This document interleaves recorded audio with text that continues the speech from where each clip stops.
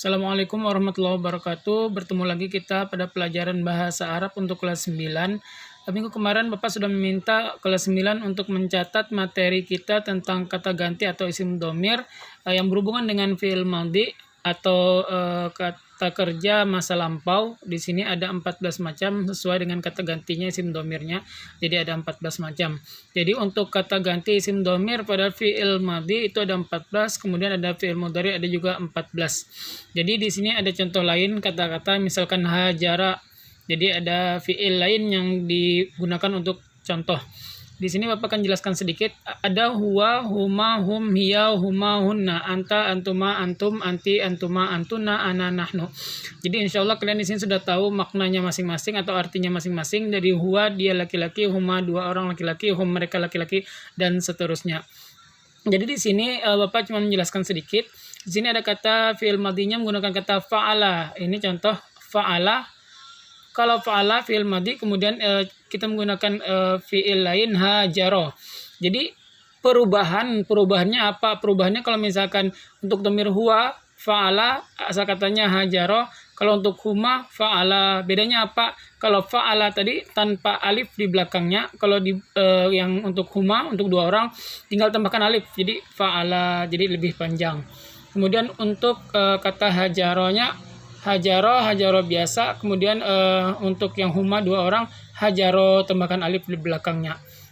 Kemudian ada hum fa'alu yang asal katanya fa'ala karena berubah menjadi domir untuk hum.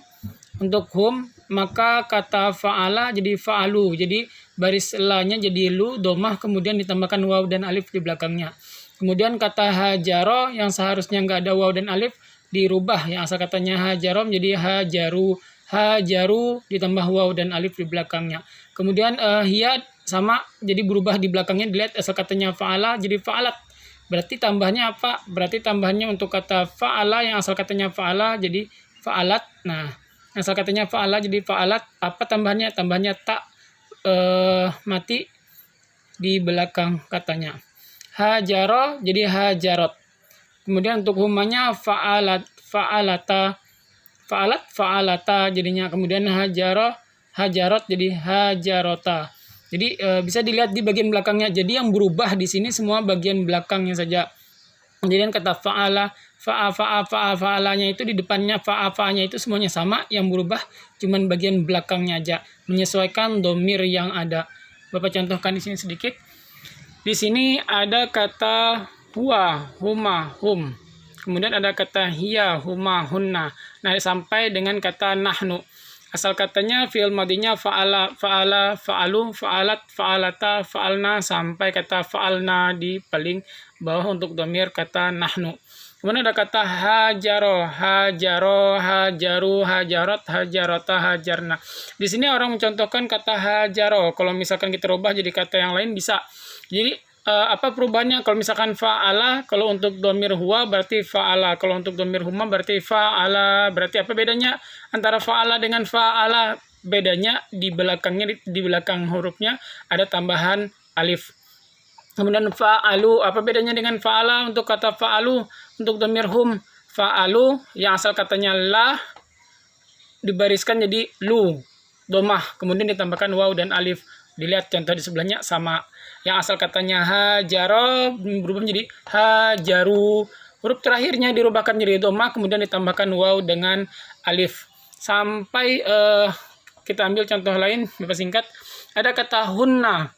Hunna fa'alna. Asal katanya fa'ala menjadi fa'alna. Apa bedanya? Berarti huruf terakhir kata fa'ala disukunkan huruf lamnya jadi fa'al, kemudian ditambahkan na pendek. Fa'alna. Kemudian ada kata hajaro, huruf terakhirnya disukunkan ditambah nun. Jadi hajarna, seharusnya hajaro jadi hajarna. Jadi sampai habis ada kata nahnu. Nahnu domir nahnu fa'alna yang seharusnya fa'ala, fa'alna, lamnya disukunkan kemudian ditambah nun panjang. Fa'alna. Kemudian hajaro, hajarna.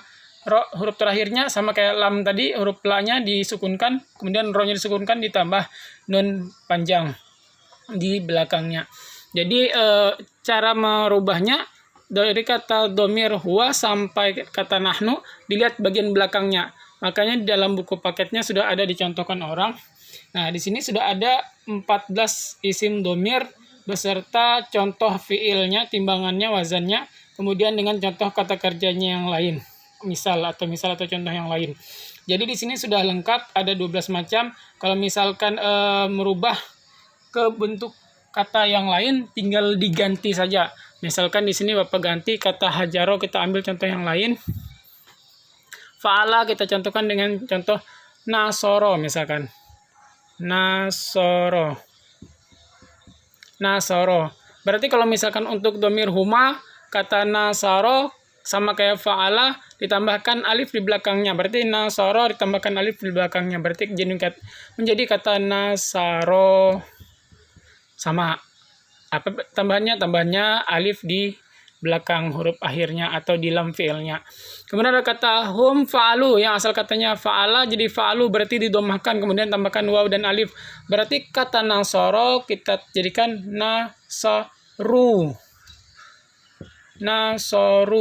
Huruf terakhirnya kita domahkan, ditambahkan waw dan alif, dan seterusnya sampai wazan nahnu fa'alna. Fa'alna berarti asal katanya nasara, nasarna. Jadi yang asal katanya nasara kita rubah jadi nasarna.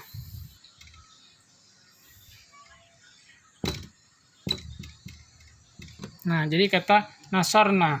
Jadi fa'alna. Nahnu untuk domir nahnu.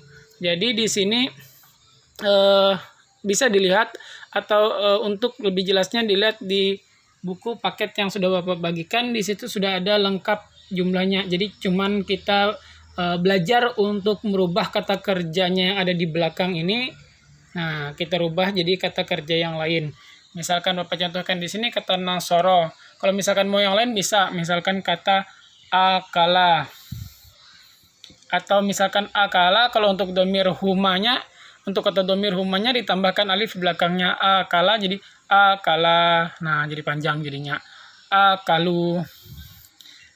Akalu, tambahkan alif akalu. Nah, akalu. Jadi dan seterusnya. Jadi tinggal dirubah bagian belakangnya saja mengikut contoh yang sudah ada di buku paketnya.